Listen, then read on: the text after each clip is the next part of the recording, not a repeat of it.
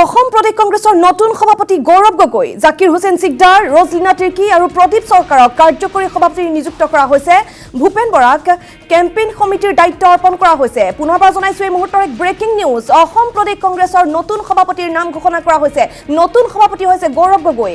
জাকিৰ হুছেইন সিকদাৰ, ৰজলিনা তিৰ্কী আৰু প্ৰদীপ চৰকাৰক কাৰ্যকৰী সভাপতি নিযুক্ত কৰা হৈছে। আনহাতে ভূপেন বৰাক কেম্পেইন সমিতিৰ দায়িত্ব দিয়া হৈছে। ভূপেন বৰাৰ স্থানত নতুন সভাপতি ঘোষণা কৰা হৈছে। এপিচিচিৰ নতুন সভাপতি, অসম প্ৰদেশ কংগ্ৰেছৰ নতুন সভাপতিৰ নাম ঘোষণা কৰা হৈছে আৰু নতুন সভাপতি হৈছে গৌৰৱ গগৈ। জাকিৰ হুছেইন সিকদাৰ, ৰজলিনা তিৰ্কী আৰু প্ৰদীপ চৰকাৰক কাৰ্যকৰী সভাপতি হিচাপে নিযুক্ত কৰা হৈছে। আনহাতে ভূপেন বৰাক কেম্পেইন সমিতিৰ দায়িত্ব অৰ্পণ কৰা হৈছে।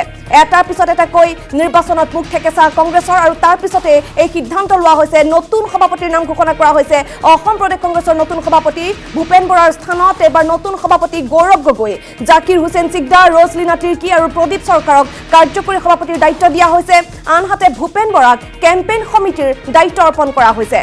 তিনি শীৰ্ষ নেতাক কাৰ্যকৰী সভাপতি হিচাপে নিযুক্ত কৰা হৈছে। জাকিৰ হুছেইন সিকদাৰ, ৰজলিনা তিৰ্কী আৰু প্ৰদীপ চৰকাৰক কাৰ্যকৰী সভাপতি নিযুক্ত কৰা হৈছে। আনহাতে গৌৰৱ গগৈ অসম প্ৰদেশ কংগ্ৰেছৰ নতুন সভাপতি, এপিচিচিৰ নতুন সভাপতিৰ নাম ঘোষণা কৰা হৈছে। নতুন সভাপতি গৌৰৱ গগৈ।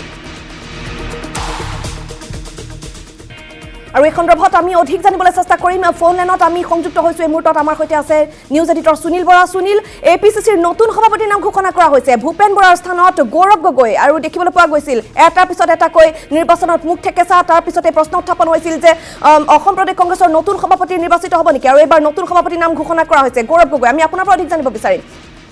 নিশ্চিতভাৱে মেদিনী, বহু জল্পনা কল্পনাৰ অন্তত অৱশেষত সাংসদ, যোৰহাট সমষ্টিৰ সাংসদ গৌৰৱ গগৈক প্ৰদেশ কংগ্ৰেছৰ সভাপতি নিযুক্তি দিয়া হ'ল, আনুষ্ঠানিক ঘোষণা কৰা হ'ল। আৰু নিশ্চয় অতি গুৰুত্বপূৰ্ণ আছিলে। বহু আচলতে ভূপেন বৰাৰ সভাপতি পদ বাহাল থাকিব, ভূপেন বৰাক আঁতৰাই গৌৰৱ গগৈক সভাপতি পতা হ'ব, এনেকুৱা বিভিন্ন এইকেইদিন ৰাজনৈতিক চৰ্চা হৈ আছিলে। কাৰণ ভূপেন বৰাৰ নেতৃত্বত বিগত প্ৰায়বোৰ নিৰ্বাচনে, ভূপেন বৰা যেতিয়াৰ পৰা সভাপতি হৈছে প্ৰায়বোৰ নিৰ্বাচনতেই কংগ্ৰেছে মুখ থেকেচা খাইছিল। তাৰ পৰিপ্ৰেক্ষিততেই এটা সম্ভাৱনা প্ৰকট হৈ উঠিছিল যে ভূপেন বৰাৰ স্থানত বেলেগক নিযুক্ত দিয়া হ'ব। কাক নিযুক্ত দিয়া হ'ব? সাংসদ গৌৰৱ গগৈ নাম সবাতোকৈ উচ্চাৰিত হৈছিলে, সাংসদ প্ৰদ্যুৎ বৰদলৈ নামো উচ্চাৰিত হৈছিলে। আৰু তেনেকে আছিলে। আৰু এনেকৈও খবৰ ওলাইছিল যে ভূপেন বৰাৰ সভাপতি পদ বাহাল থাকিব, তেনেকুৱা ধৰণৰ খবৰ ওলাইছিল। কিন্তু অৱশেষত সকলো জল্পনা কল্পনাৰ অন্তৰ পলাই কংগ্ৰেছৰ নেতৃবৃন্দই, কংগ্ৰেছ হাইকমাণ্ডে প্ৰদেশ কংগ্ৰেছৰ সভাপতি ভূপেন বৰাক অপসাৰণ কৰি গৌৰৱ গগৈক সভাপতি নিযুক্তি দিছে। আৰু ইতিমধ্যে আপুনি ঘোষণা কৰিছে যে কাৰ্যকৰী সভাপতি হিচাপে এইবাৰ তিনিগৰাকীক দিছে। জাকিৰ হুছেইন সিকদাৰ আগতেও আছিলে, তেওঁৰ পদ বাহাল আছে। নতুনকৈ সংযুক্ত হ'ল ৰজলিনা তিৰ্কী আৰু প্ৰদীপ চৰকাৰ। সিফালে কেইবাখনো কমিটি, এই একেখন নিযুক্তি পত্ৰতে কেইবাখনো কমিটি আচলতে নেতৃত্ব দিয়া হৈছে। যিখন কোঅৰ্ডিনেশ্যন কমিটি থাকিব, কোঅৰ্ডিনেশ্যন কমিটিত দেৱব্ৰত শইকীয়া, বিৰোধী দলৰ প্ৰতি দেৱব্ৰত শইকীয়াক দিয়া হৈছে। মেনুফেষ্টো কমিটি এখন থাকিব, এই কমিটিৰ চেয়াৰমেন সাংসদ প্ৰদ্যুৎ বৰদলৈক দিয়া হৈছে। আৰু পাব্লিচিটি কমিটি, সেই পাব্লিচিটি কমিটিৰ চেয়াৰমেন সাংসদ ৰকিবুল হুছেইনক দিয়া হৈছে। আৰু সভাপতি পদৰ পৰা অপসাৰিত কৰি ভূপেন বৰাক আচলতে ক'ব লাগিব উচুকনিমূলক হিচাপে কেম্পেইন কমিটি, অৱশ্যে অতি গুৰুত্বপূৰ্ণ কেম্পেইন কমিটিৰ চেয়াৰপাৰ্চন হিচাপে, কেম্পেইন কমিটিৰ অধ্যক্ষ হিচাপে তেওঁক নিযুক্ত দিয়া হৈছে ভূপেন বৰাক। নিশ্চিতভাৱে অধিক চৰ্চিতা হৈ আছিল যে সভাপতি পদ সলনি হ'ব, সাংসদ গৌৰৱ গগৈক দিলে কংগ্ৰেছত এটা মনোবল বৃদ্ধি পাব, এনেকুৱা ধৰণৰ এটা কথা চলি আছিলে। আৰু এতিয়া কি ধৰণে গৌৰৱ গগৈ, কাৰণ হাতত যদি আমি 2026 চনৰ নিৰ্বাচনৰ কথা কওঁ, তেতিয়াহ'লে হাতত বহুত সময় নাই, যথেষ্ট সময় নাই। গতিকে সভাপতি হিচাপে নিযুক্ত হোৱাৰ পিছত যদি এবছৰো কম সময়ত সমগ্ৰ ৰাজ্যতে বিপৰ্যস্ত কংগ্ৰেছক কি ধৰণে উদ্ধাৰ কৰিব পাৰে বা সাংগঠনিক ক্ষেত্ৰত কংগ্ৰেছক কিমান দূৰ আগুৱাই নিব পাৰে, সেয়া হ'ব প্ৰথম প্ৰত্যাহ্বান গৌৰৱ গগৈৰ কাৰণে। আৰু গৌৰৱ গগৈৰ কাৰণে আন এটা ডাঙৰ প্ৰত্যাহ্বান হ'ব বিৰোধী ঐক্য। কাৰণ বিৰোধী দল হিচাপে কংগ্ৰেছ আটাইতকৈ ডাঙৰ দল। বিগত দিনত ভূপেন বৰাৰ নেতৃত্বত কংগ্ৰেছে বিৰোধী ঐক্য যি ধৰণে কংগ্ৰেছ আগবঢ়াই নিব লাগিছিল, কংগ্ৰেছে নেতৃত্ব দিব লাগিছিল, সেই নেতৃত্ব কিন্তু দিব পৰা নাছিলে। প্ৰত্যেকবাৰে ভাঙোন হৈছিলে, বহুত বৈঠক হৈছিলে, ইখনৰ পিছত ইখন বৈঠক, কিন্তু বিৰোধী ঐক্যত ভাঙোন হৈছিলে। ভূপেন বৰাই সেই ক্ষেত্ৰত সম্পূৰ্ণৰূপে ব্যৰ্থ হৈছিল বুলি ক'ব লাগিব।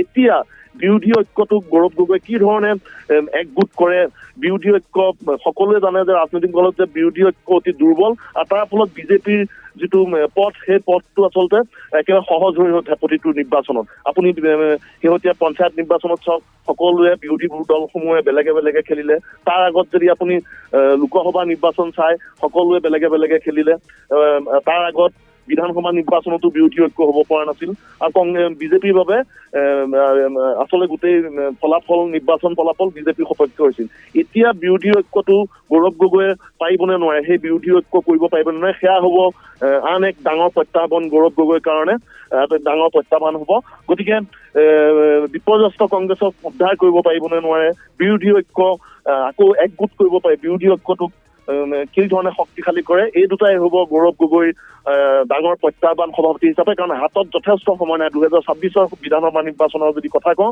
তেতিয়াহ'লে এবছৰো কম সময় আছে বুলি ক'ব লাগিব গতিকে এয়া হ'ব গৌৰৱ গগৈৰ আচল অগ্নি পৰীক্ষা এজন ৰাজনীতিবিদ হিচাপে তেওঁ তিনিবাৰ সাংসদ হৈছে প্ৰথম দুবাৰ সাংসদ তেখেতৰ পিতৃ তৰুণ গগৈ তেতিয়া অসমৰ মুখ্যমন্ত্ৰী আছিলে পিতৃৰ সুবাদতে হওক বা কলিয়াবৰৰ নিচিনা এটা সংখ্যালঘু অধ্যুষিত পুৰণা কলিয়াবৰৰ সমষ্টিৰ কথা কৈছো তাৰ পৰা সাংসদ নিৰ্বাচিত হৈ আহিছিলে কিন্তু গৌৰৱ গগৈ সেয়া আচলতে আৰম্ভণি আছিলে তৃতীয়বাৰ যেতিয়া যোৰহাটৰ পৰা খেলিছিলে সেয়া নিশ্চিতভাৱে গৌৰৱ গগৈৰ কাৰণে এটা অগ্নি পৰীক্ষা আছিলে কিন্তু আচল পৰীক্ষা এইবাৰ গৌৰৱ গগৈ হ'ব যে তেওঁ কিমান ৰাজনীতিবিদ কিমান পৰ্যায়ৰ ৰাজনীতিবিদ যিহেতু তেওঁ বিৰোধী সংসদত বিৰোধী দলৰ উপদলপতি সেই হিচাপে তেওঁ পদ হিচাপে সাংসদ হিচাপে কিছু অলপ সফল হৈছে বা গৌৰৱ গগৈ সেই পৰ্যায়লৈকে গৈছে কিন্তু সাংগঠনিক ক্ষেত্ৰত অসমৰ যিটো ভৌগোলিক অৱস্থান অসমৰ যিটো জনগাঁথনি সেই জনগাঁথনিত সাংগঠনিক ভেটিত সাংগঠনিক স্থিতি হিচাপে সাংগঠনিক ক্ষেত্ৰত গৌৰৱ গগৈ কিমান সফল হ'ব পাৰে এইবাৰ আচল পৰীক্ষা হ'ব গৌৰৱ গগৈৰ কাৰণে গৌৰৱ গগৈৰ